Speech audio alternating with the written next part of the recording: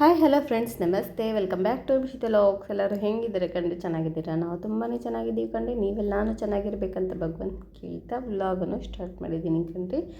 ಏನೆಲ್ಲ ಶಿವರಾತ್ರಿ ಎಲ್ಲ ಹಬ್ಬ ಆಗೋಯ್ತು. ಇವಾಗ ಹೊರಗಡೆಲೇ ತಂಬಿಟ್ಟು ಮಾಡಿ ತೋರಿಸ್ತಾ ಇದ್ದಾರೆ ಅನ್ಕೋಬೋದು ಕಂಡ್ರಿ. ನನಗೆ ಹೊರಗಡೆಲೇ ತಂಬಿಟ್ಟು ಮಾಡೋದೇ ಬರಲ್ಲ. ನಿಜ ಹೇಳ್ಬೇಕಂದ್ರೆ ನನ್ನ ಜನ್ಮದಲ್ಲಿದೆ ಫಸ್ಟ್ ಟೈಮ್ ನಾನು ಮಾಡಿರೋದು. ಮದುವೆಗೆ ಮುಂಚೆ ಅಮ್ಮವ್ರು ಮಾಡಾಕ್ತಾಯಿದ್ರು, ತಿಂತಾಯಿದ್ವಿ. ಮದುವೆ ಆದಮೇಲೆ ಬರೀ ರವೆ ಉಂಡೆ ಬರುತ್ತಲ್ಲ, ಅದು ಮಾಡ್ಕೊಳ್ತಾ ಇದ್ದೆ ಅವು ಶಿವರಾತ್ರಿ ಹಬ್ಬಕ್ಕೆ. ಫಾರ್ ದ ಫಸ್ಟ್ ಟೈಮ್ ನಾನು ಹೊರಗಡೆಲೇ ತಂಬಿಟ್ಟು ಮಾಡಿರೋದು. ನನಗಂತೂ ತುಂಬ ಖುಷಿ ಆಗೋಯಿತು. ನಾನು ಒಬ್ಬಳೇ ಖುಷಿಪಟ್ಟರೆ ಏನು ಚೆನ್ನಾಗಿರುತ್ತೆ ಕಂಡ್ರಿ. ನನ್ನ ಜೊತೆಗೆ ನೀವೆಲ್ಲ ನೋಡಿ ಖುಷಿಪಡಿ. ಯಾವ ಥರ ಅಂತ ಮಾಡೋಕ್ಕೆ ಬರಲ್ಲ ಅನ್ನೋರು ಈಸಿಯಾಗಿ ಆರಾಮಾಗಿ ಮಾಡ್ಕೋಬೋದು ಕಂಡ್ರಿ. ಅಷ್ಟೊಂದು ಕಷ್ಟನೇ ಇಲ್ಲ. ನಮ್ಮ ಮನೇಲಿ ಆವಾಗ ಪಾಕ ಅನ್ನೋದು ಗಟ್ಟಿಯಾಗಿ ಸ್ವಲ್ಪ ಅದೇನೋ ಎಳೆ ಪಾಕ ಆ ಥರ ಮಾಡಿ ಕಡಲೆಪಪ್ಪು ಅದೆಲ್ಲ ಮಿಕ್ಸಿಗೆ ಏನು ಹಾಕ್ತಾಯಿರಲಿಲ್ಲ. ಹಿಟ್ಟು ಮಾತ್ರ ಆಡಿಸ್ಕೊಬರೋದು. ಹಿಟ್ಟು ಇದು ಅಕ್ಕಿನ ಹುರ್ಕೊಬಿಟ್ಟು ಹಿಟ್ಟು ಹಾಕ್ಸ್ಕೊಬಂದು ಇದೆಲ್ಲ ಮಿಕ್ಸಿಗೆ ಏನು ಹಂಗಂಗೆ ಹಾಕ್ಬಿಟ್ಟು ಗಟ್ಟಿ ಪಾಕ ಒಂಥರ ಎಳೆ ಪಾಕ ಹಾಕ್ಬಿಟ್ಟು ಆ ಪಾಕ ಹಾಕಿದ ತಕ್ಷಣ ಗಟ್ಟಿ ಹಂಗಂಗೆ ಕಟ್ಬಿಡ್ತಾಯಿದ್ರು. ಕೈಯೆಲ್ಲ ಬಿಸಿ ಬಿಸಿ ಆಗೋಗ್ತಾಯಿತ್ತು ಆವಾಗ. ಇದು ಈಸಿ ಅಲ್ವಾ, ಎಷ್ಟು ಈಸಿಯಾಗಿದೆ, ಮಾಡ್ಕೋಬೋದು ಆರಾಮಾಗಿ ಅಂತೇಳ್ಬಿಟ್ಟು ನಾನು ಮಾಡಿದೆ ಕಣ್ರಿ. ನಿಜ ನಂಗಂತ ಸಿಕ್ಕಾಪಟ್ಟೆ ಖುಷಿ ಆಗೋಯ್ತು. ನನಗೂ ಬಂದುಬಿಡ್ತು ಹೊರಗಡೆ ತಂಬಿಟ್ಟು ಮಾಡೋದು ಅಂತೇಳ್ಬಿಟ್ಟು ಖುಷಿಯನ್ನು ನಿಮ್ಮ ಜೊತೆನೇ ಹಂಚ್ಕೊತಾ ಇದ್ದೀನಿ ಕಣ್ರಿ. ಸಿಂಪಲ್ ಆಗಿರುತ್ತೆ, ವೆರಿ ಟೇಸ್ಟಿಯಾಗಿರುತ್ತೆ, ಈಸಿಯಾಗಂತೂ ಮಾಡ್ಕೋಬೋದು ಕಣ್ರಿ. ಹೊರಗಡೆ ತಂಬಿಟ್ಟು ಕಷ್ಟ ಅನ್ನೋದೇ ಇಲ್ಲ. ನಾನು ಫಸ್ಟು ಅಯ್ಯೋ ಯಾರಪ್ಪ ಅದು ಬಿಸಿ ಬಿಸಿ ಇರುತ್ತೆ ಪಾಕ, ಉಂಡೆ ಯಾರು ಕಟ್ಟೋರು ಅಂತೇಳ್ಬಿಟ್ಟೆ ನಾನು ಮಾಡೋಕ್ಕೆ ಹೋಗ್ತಾ ಇರಲಿಲ್ಲ. ರವೆ ಉಂಡೆ ಮಾಡ್ಕೊಂಡು ಆರಾಮಾಗಿ ಇದ್ಬಿಡ್ತಾಯಿದ್ದೆ. ಬೇಡ ಈ ಸರಿ ಮಾಡಲೇಬೇಕು, ಶಿವಪ್ಪನಿಗೆ ನೈವೇದ್ಯ ಸಮರ್ಪಣೆ ಮಾಡಲೇಬೇಕು ಅಂತೇಳ್ಬಿಟ್ಟು ಮಾಡಿದ್ದೀನಿ ಕಣ್ರಿ. ಚೆನ್ನಾಗಂತೂ ಬಂದಿದೆ ಕಣ್ರಿ. ಟೇಸ್ಟ್ ಅಂತೂ ಸೂಪರಾಗಿತ್ತು. ನಿಜ ನಮ್ಮ ಯಜಮಾನರು ತಿಂದು ಹೇಳಿದ್ರು ಚೆನ್ನಾಗಿ ಮಾಡಿದ್ಯಾ ಅಂತ. ನನಗಂತೂ ಸಿಕ್ಕಾಪಟ್ಟೆ ಖುಷಿ ಆಗೋಯ್ತು. ನನಗೂ ಬಂದುಬಿಡ್ತು ಈ ರೆಸಿಪಿ ಅಂತೇಳ್ಬಿಟ್ಟು ಅದೇ ಖುಷಿನ ನಿಮ್ಮ ಜೊತೆ ಹಂಚ್ಕೊಂಡಿದ್ದೀನಿ ಕಣ್ರಿ.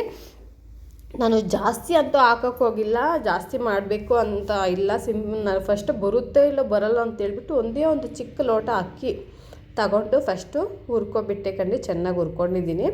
ಅದು ಹುರಿದಿದ್ದಾಗಿದ ತಕ್ಷಣ ಕಡಲೆ ಬೀಜ ಹುರ್ಕೊಂಡೆ, ಕಡಲೆಪಪ್ಪನ್ನು ಹುರ್ಕೊಂಡೆ, ಮತ್ತು ಗಸಗಸೆ ಎಳ್ಳು ಮತ್ತು ಗಸಗಸೆ ಎಳ್ಳು ಮೀಡಿಯಮ್ಮಾಗಿ ಇಕ್ಬಿಟ್ಟು ಅದನ್ನು ಹುರಿದು ಸಪ್ರೇಟಾಗಿ ಒಂದು ಸ್ವಲ್ಪ ಮಿಕ್ಸಿಗೂ ಹಾಕಿದೆ, ಒಂದು ಸ್ವಲ್ಪ ಇದಕ್ಕೆ ಉಂಡೆ ಕಟ್ಟೋದಕ್ಕೂ ಹಾಕಿದೆ. ಇನ್ನು ಕೊಬ್ಬರಿ ಅನ್ನೋದು ಸ್ವಲ್ಪ ಒಣಗಿರೋ ಕೊಬ್ಬರಿನೇ ತಗೊಂಡು ತುರಿದಿಕ್ಕೊಂಡಿದ್ದೀನಿ.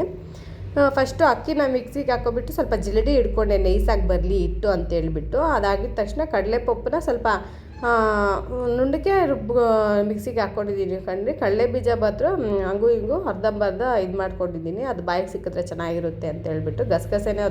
ಗಸಗಸೆ ಎಳ್ಳು ಸ್ವಲ್ಪ ಹಾಕ್ಕೊಂಡಿದ್ದೀನಿ. ಇನ್ನು ಹಂಗೇನೂ ಆಗದೆ ಗಸಗಸೆ ಎಳ್ಳು ಮತ್ತು ಕೊಬ್ಬರಿ ನಾವು ತುರಿದಿಕ್ಕಿಡುವ ಅದೆಲ್ಲ ಕೊಬ್ಬರಿ ಎಲ್ಲ ಸೇರಿಸ್ಕೊಂಡು ಚೆನ್ನಾಗಿ, ಮತ್ತು ಏಲಕ್ಕಿ ಬುಡ್ಡೆನೂ ಅಕ್ಕಿ ಜೊತೆಗೆ ಮಿಕ್ಸಿಗೆ ಹಾಕ್ಕೊಂಡಿದ್ದೆ ಕಣ್ರಿ. ಅದೆಲ್ಲ ಒಂದು ದೊಡ್ಡ ಪ್ಲೇಟಿಗೆ ತಗೊಂಬಿಟ್ಟು ಎಲ್ಲ ಮಿಕ್ಸ್ ಮಾಡ್ಕೊತಾ ಇದ್ದೀನಿ. ಇನ್ನು ಈ ಪಾಕ ಅನ್ನೋದೇ ನನಗೆ ತುಂಬ ಕಷ್ಟ ಆಗಿತ್ತಲ್ವ, ಇದು ಆರಾಮಿಗೆ ಪಾಕ ಮಾಡ್ಕೋಬೋದು ಕಣ್ರಿ. ನಿಜ ನಾನು ನೋಡಿ ಕಲ್ತ್ಕೊಂಡು ಮಾಡ್ತಾ ಇರೋದು. ನಾನೇನು ಬಂದಿದೆ ಅಂತೇನಿದೆ, ನನಗೆ ಬರೋದೇ ಇಲ್ಲ. ಫಾರ್ ದ ಫಸ್ಟ್ ಟೈಮ್ ನಾನು ಮಾಡಿರೋದು.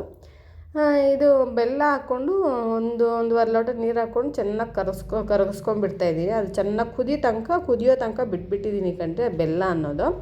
ಇನ್ನು ನಾನು ಏನು ಮಿಕ್ಸ್ ಮಾಡ್ಕೊಂಡಿದ್ದೀನಿ, ಇದು ಕಡಲೆ ಬೀಜ, ಕಡಲೆಪಪ್ಪು, ಅಕ್ಕಿ ಹಿಟ್ಟು, ಎಳ್ಳು, ಗಸಗಸೆ ಇದೆಲ್ಲ ಹಾಕ್ಕೊಂಡಿದ್ದಿಲ್ಲ. ಅದು ಬೆಲ್ಲದ ಪಾಕ ಏನಾಯಿತು ಅದು ಶೋಧಿಸ್ಕೊಂಡ್ಬಿಟ್ಟು ಏನಾದರೂ ಇರುತ್ತೆ ಅಂತೇಳ್ಬಿಟ್ಟು ಹಾಕ್ಕೊಂಡು ಕಲಿಸ್ಕೊಬಿಡ್ತಾಯಿದ್ದೀನಿ ಕಣ್ರಿ. ನಾನು ಹೆಂಗೆ ಕಲಿಸ್ಕೊಂಡಿದ್ದೆ ಅಂದರೆ ಗೋಧಿ ಹಿಟ್ಟು ನಾನು ಕಲಿಸ್ಕೊಳಲ್ಲ ಕಣ್ರಿ, ಹಂಗೆ ಉದಾಹರಣೆ ಹೇಳ್ತಾಯಿದ್ದೀನಿ. ಗೋಧಿ ಹಿಟ್ಟು ಕಲಿಸ್ಕೊಳಲ್ಲ, ಹಂಗೆ ಕಲಿಸ್ಕೊಬಿಟ್ಟು ಸ್ವಲ್ಪ ಕೈಗೆ ತುಪ್ಪ ಸವರ್ಕೊಂಡು ಉಂಡೆ ಮಾಡ್ತಾಯಿದ್ದೀನಿ ಕಣ್ರಿ. ಸಿಕ್ಕಾಪಟ್ಟೆ ಈಸಿ, ಆರಾಮಾಗಿ ಮಾಡ್ಕೊಂಡು ತಿನ್ಬೋದು ಕಣ್ರಿ. ನಾನು ಕಷ್ಟ ಅಂತೇಳ್ಬಿಟ್ಟು ಇಷ್ಟು ದಿನದಿಂದ ಮಾಡ್ದಿರ ಇದ್ದೆ. ಇನ್ಮೇಲೆ ಖಂಡಿತ ಮಾಡ್ತೀನಿ, ಮಾಡಲೇಬೇಕು. ಶಿವಪ್ಪನಿಗೆ ನೈವೇದ್ಯ ಸಮರ್ಪಣೆ ಮಾಡಲೇಬೇಕು ಅಂತೇಳ್ಬಿಟ್ಟೆ. ಬರಲ್ಲ ಅಂತ ಅಂದಾಜಿಗೆ ಚಿಕ್ಕದಾಗೆ ಕ್ವಾಂಟಿಟಿ ಇಟ್ಕೊಂಡು ಮಾಡಿದೆ. ಚೆನ್ನಾಗಿ ಬಂದಿತ್ತು, ತಿನ್ನೋದಕ್ಕೂ ಟೇಸ್ಟ್ ಅನ್ನೋದು ಚೆನ್ನಾಗಿತ್ತು. ಇನ್ನು ನೈವೇದ್ಯಕ್ಕೆ ಸಪ್ರೇಟ್ ಮಾಡಿ ಇಟ್ಬಿಟ್ಟೆ. ಇನ್ನು ನನ್ನ ಮಗಳು ತಿಂತೀನಿ ಅಂತ ಹೇಳ್ದೆ, ಅವಳು ಕಟ್ಕೊಟ್ಟೆ. ಅವಳು ಚೆನ್ನಾಗಿದೆ ಅಮ್ಮ, ಸೂಪರಾಗಿದೆ ಅಂತ ಹೇಳ್ತಾಯಿದ್ಲು.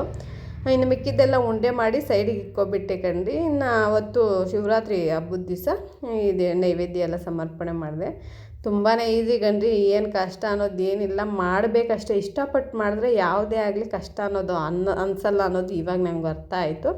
ಅದೇ ರೆಸಿಪಿನ ನಿಮ್ಮ ಮುಂದೆ ತಂದಿದ್ದೀನಿ ಕಣ್ರಿ. ವ್ಲಾಗ್ ಇಷ್ಟ ಆದರೆ ಖಂಡಿತ ಲೈಕ್ ಮಾಡಿ, ಶೇರ್ ಮಾಡಿ, ಸಬ್ಸ್ಕ್ರೈಬ್ ಮಾಡ್ಕೊಳ್ಳಿ. Thank you for the watching.